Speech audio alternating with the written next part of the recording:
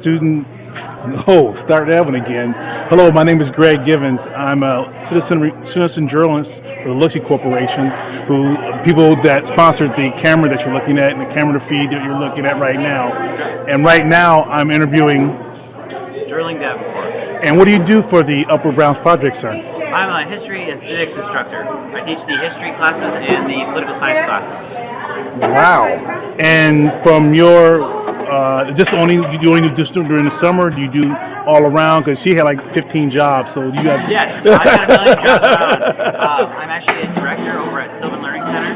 Okay. Off of Lyon in Florida. Okay. And then I also work at the college here for the SI program. Okay. The Learning Resource Center. I teach over at University of the West in LA. Okay. I teach a math classes over there. Good gravy, you're driving all over the world. Yeah, well, and I'm working on my master's right now, so it's a busy day. Wow, my goodness. What's going to be your major? I'm a comparative theology major. Did you say theology? Yeah, theology. I'm studying to be a chaplain, actually. Wow. Okay. No, I was making sure because I'm the only one in my family who's not a deacon or a reverend. But all the rest of them have gone through theology and everything else. I'm the only one that hasn't heard the call yet, so I'll wait for I hear the call before I do any of that stuff. But wow. So what gives you the most satisfaction out of doing these different programs with these different kids like this? It's really for the kids because when I was a younger kid, I hated history. To me, it was really boring. My dad was a history teacher, so it's like I got at home, I got at school. So I try to make it more interesting. Like this year for the political science class and the government class, we study different political structures from democracy all the way to anarchism.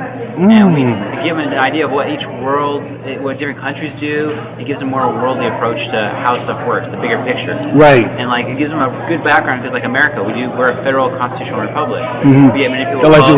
Allegedly, but go ahead. Go ahead. But many people will call it the democracy. And so it's interesting to find like what is democracy? How does it work? What are like the true absolutes behind the concept, and then how the application?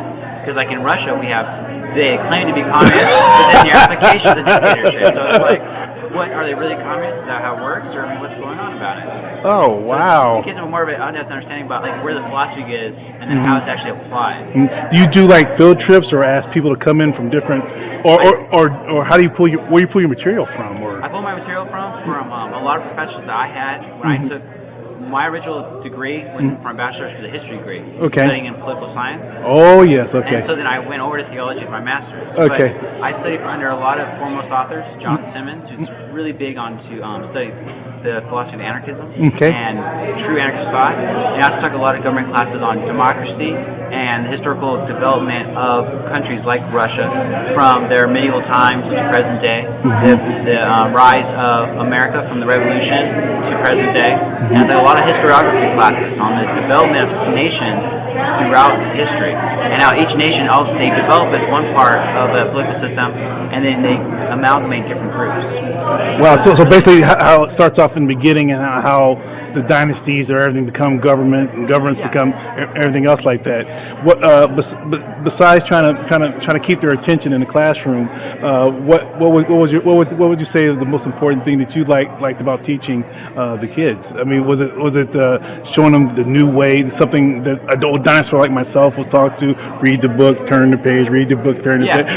Well, I was telling you, the history is when I took my history classes and I'm writing my master's thesis, you got books like 90 books stacked in your bedroom. I'll tell them, like, you don't want to read every word, because if you read every word, you're going to be sitting there for days and years, and then 10 years later, you'll be like, I'm barely graduated. I tell them, like, you got to read strategically. Read what you need to know, and you got to skim and power read, and do, like, at Sylvan, we teach advanced reading skills, which is chunking words, like chunk ideas in paragraphs. Don't just reading groups of words. Okay. And I tell them how to read more efficiently, because a lot of people when they read history books, they're like the cat, and then every single word. Yes. And it takes you like 2 weeks later, you've done read the book. Right. I was taught that way during the dinosaur years. Back when Fred and Barney and the rest of the Flintstone families and everything else, we had those big stone tablets turning each page in one word A to the next page, stuff like that. So it's a great thing that you're doing. What made you get involved with something like this? I really love teaching. I always loved teaching. When I was in high school, I used to do a lot of tutoring on the side for free. Mm-hmm. And then when I got out of high school and went to college, I was really good at math. And math is something that I enjoy doing, but a lot of people don't like to do. Mm-hmm. And so what I did is I wanted to help people get better at math, and so that way they could find more enjoyment in it. Okay. I wanted to make math fun. I want to make history fun. Subjects that a lot of people that I knew didn't like. Okay. Now, if I can't think of from the point, one of the points you said that you're going for your master's in theology. Yes. What was the big moment that said I wanted to do this?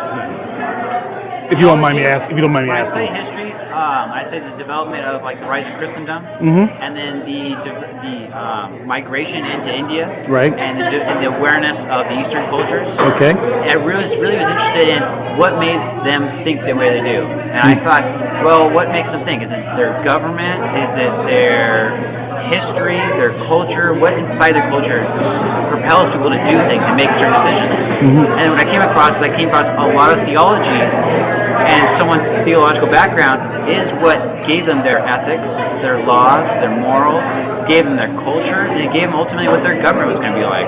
And so through diving deeper into cultures, I found out that the religion is what really motivates people to do things. In America, Christianity has been one of the biggest motivators throughout history, and it really